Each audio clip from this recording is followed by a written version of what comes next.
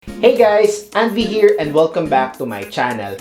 For this week's episode, we're gonna talk about the important parts of a marketing campaign. So ano ba yung mga importanteng phases ng marketing campaign that you have to take note so that when you present to your boss or when you present to your clients, medyo familiar ka kung ano yung mga importanteng phases of marketing that you have to undergo to have a great launch and to have a great product activities. So again, ano ba yung mga important phases na yon? So number 1 is of course planning. Number 2 is teaser. Number 3 is launch phase. And then number 4 is sustain. So take note yung apat na sinabi ko na yon kasi I will discuss it in a bit. But again, always remember that the marketing campaigns have different phases and the phases that you will define are equally important to one another. So guys, let's start with item number 1 or yung planning. So yung planning, this is the time wherein you have to create your marketing plan and activities and as well as defining your goals, your objectives, and at the same time, identifying the different challenges that your brand or product has.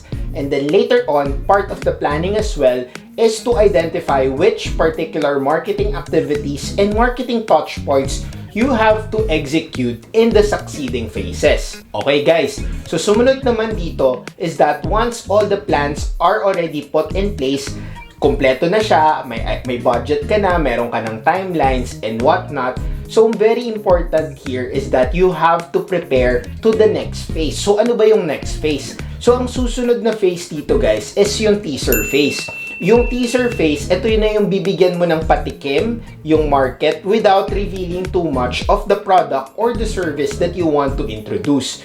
So, always make sure that when you do the teaser phase, nandyan yung different important elements, di ba? So, syempre, nandyan yung mga posters mo, nandyan yung mga social media post mo, and madalas nakikita nyo to sa different brands. Say, for example, isang brand ng fast food chain.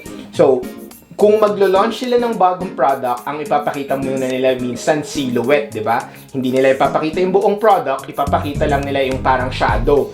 Ganyan din yung mga pagka nagre-reveal ng ibang artista sa mga ibang brands.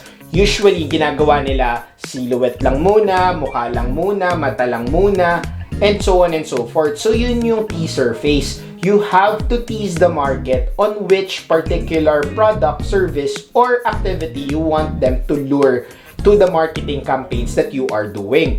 So guys, yung second or yung actually parang third na is that the launch phase. In my opinion, the launch phase is very important. So yung launch phase is that when you start the planning and then the build out ka going to the teasers, you have to make sure that all the activities that you plan and do, yung mga tactics, yung mga marketing strategy, and yung mga marketing execution mo will be synergized and will be harmoniously executed during the launch phase. Again guys, the launch phase is very important kasi ito yung make or break.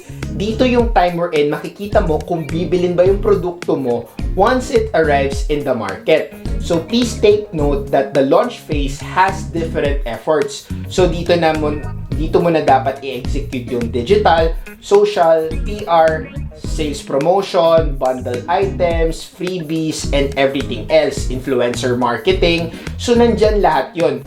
So guys, yung sustain, yung last part. So ano ba yung sustain? Yung sustain, ito yung time wherein all the things that you did in the teaser phase and the launch phase needs to have a continuation. So when I say continuation, you have to make sure na meron kang enough content, meron kang enough activities that will still continue the promotion of a particular product or service that you announce during the launch phase.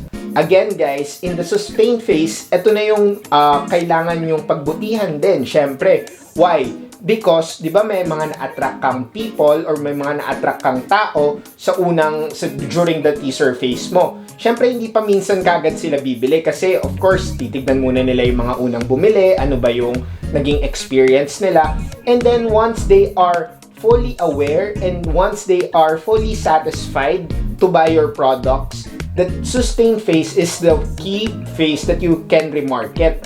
So ano ba yung remarket? So ito yung time wherein you can reintroduce again to them the product, remind them to buy this product or their service, so that once they say na, okay, this is important to me or this is something that I can use, then bibili nila yon.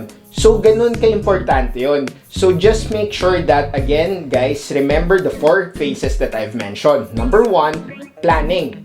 Number 2 is teaser phase. Number 3 is yung launch phase. And then number 4 is yung sustain phase, or yung time wherein you can do the remarketing. So, again, guys, always make sure that you take note on those important phases in your marketing campaign para pwede mo yun sabihin sa boss mo or sa mga clients mo. Okay? So guys, kung bago lang kayo dito sa YouTube channel ko, I would like to take the opportunity to invite you guys to subscribe, or kung nanonood ka sa Facebook page ko, i-like at i-share mo naman to sa mga friends mo. So guys, sana may natutunan kayo sa 5-minute marketing video natin this week. Again, kung meron kayong mga marketing strategy o mga marketing tactics na gusto nyong malaman dito sa channel natin, comment down below at sisiguraduhin kong babasahin ko yun at bibigyan ko kayo ng mga realistic marketing ideas and business solutions that you guys can implement by yourselves. Again, I'm Anvey Factora.